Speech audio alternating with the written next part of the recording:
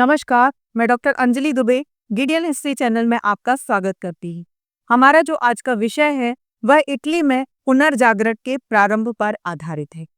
पुनर्जागरण और पुनरुत्थान की अरुणिमा सर्वप्रथम इटली में फैली। इटली में सर्वप्रथम सांस्कृतिक पुनरुत्थान प्रारंभ हुआ और इसके बाद पुनर्जागरण का प्रकाश यूरोप के Germany, France, Spain, Holland, England आदि देशों में भी फैला।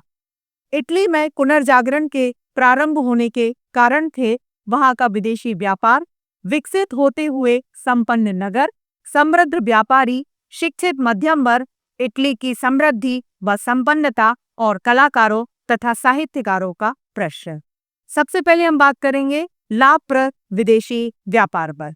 मध्य युग से ही एशियाई देशों का व्यापारिक माल ईरान, अरब और इटली के व्यापारियों द्वारा थल और जल मार्गों से इटली के नगरों को लाया और ले जाया जाता रहा।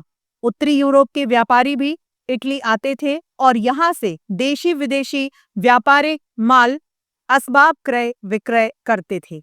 इस लाभप्रद देशी विदेशी व्यापार से इटली धन संपन्न व्यापारिक देश हो गया।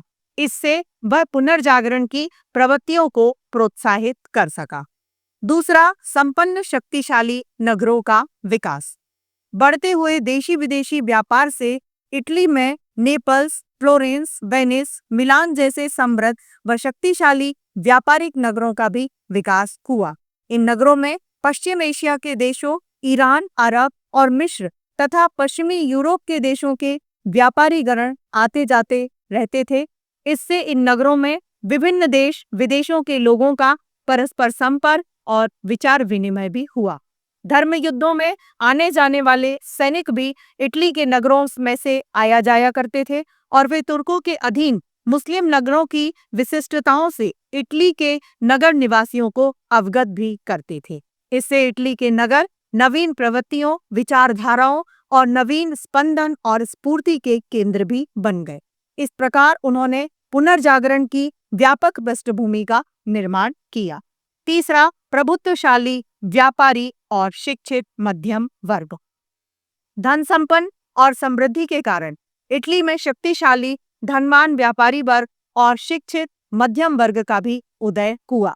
ये वर्ग इतने प्रभावशाली और महत्वपूर्ण हो गए कि इन्होंने सामंतों, उनकी सत्ता और व्यवस्था की, पोप और चर्च के भ्रष्ट अधिकारियों की उपेक्षा की, मध्ययुगीन मान्यताओं को, आस्थाओं और अंधविश्वासों को झकझोर दिया और उनका विरोध भी किया।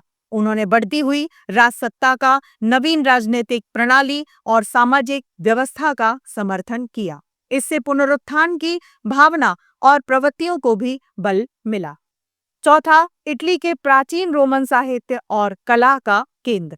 रोमन साम्राज्य का प्रारंभ इटली में हुआ और उसकी राजधानी रोम इटली में थी। विशाल रोम साम्राज्य अपनी गौरवमयी सभ्यता और संस्कृति तथा साहित्य व कला के लिए प्रसिद्ध था। इटली इन सब का केंद्र रहा। इटली के निवासियों पर इनका गहरा प्रभाव भी पड़ा। वे अपने को रोमन संस्कृति, साहित्य और कला की विरासत के उत्तराधिकारी मानते थे। विद्वानों ने इस रोमन साहित्य और कला से पुनर्जागरण के लिए प्रेरणा ली। इसके अतिरिक्त ईसाई धर्म के कैथोलिक संप्रदाय का सर्वोच्च अधिकारी पोप रोम नगर में ही निवास करता था। रोम इस समय ईसाई जगत का प्रमुख केंद्र था। रोम के विद्वान और कला मर्मज्ञों ने भी पुनर्जागरण के प्रसार में योगदान दिया।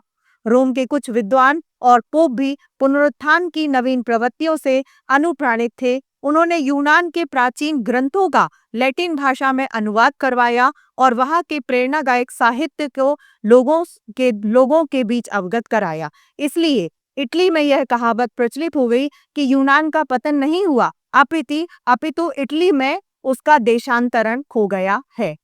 पोप निकोलस पंचम, जो 1447 से 1455 तक था, उसने रोम में पोप के अधीन वेटिकन नगर में एक विशाल पुस्तकालय स्थापित किया और संत पीटर के नाम पर नवीन स्थापत्य शैली का भव्य गिरजाघर निर्मित किया था।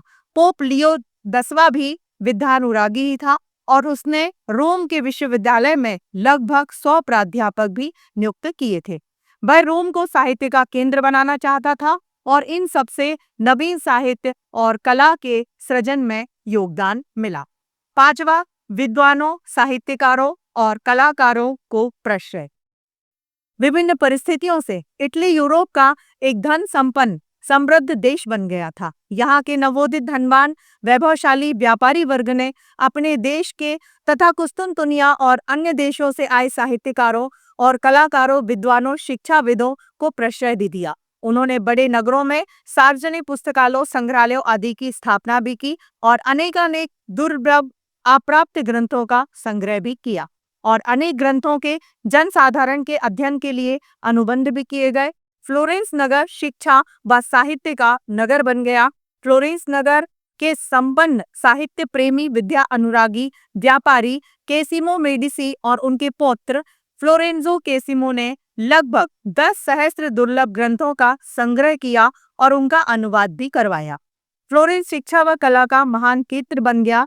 फलतः इटली के नगरों में स्वस्थ साहित्यिक और सांस्कृतिक वातावरण निर्मित हुआ और यहाँ निवास कर रहे कलाकारों और साहित्यकारों ने अपनी नवीन मौलिक कृतियों का सृजन किया। दांते, पेट्रा, बुकासियो, मैकियावेली, लियोनार्दो जैसे प्रसिद्ध विद्वान, कवि, साहित्यकार और कला मर्मज्ञ इटली की व्यापार जनित समृद्धि और नगरों के स्वस्थ सांस्कृतिक वातावरण की ही देन है। छठवां, इटली में विदेशी व यूनानी विद्वान और उनकी उपलब्धियां। इटली के धन संपन्न नगरों ने विदेशी विद्वानों को अपनी ओर आकर्षित किया। कुस्तुनतुनिया में तुर्कों का आधिपत्य हो जाने के बाद वहां से अनेकानेक यूनानी विद्वान पलायन कर इटली के नगरों में पहुंचे और वहां उनको उदार प्रश्रय प्राप्त हो गया।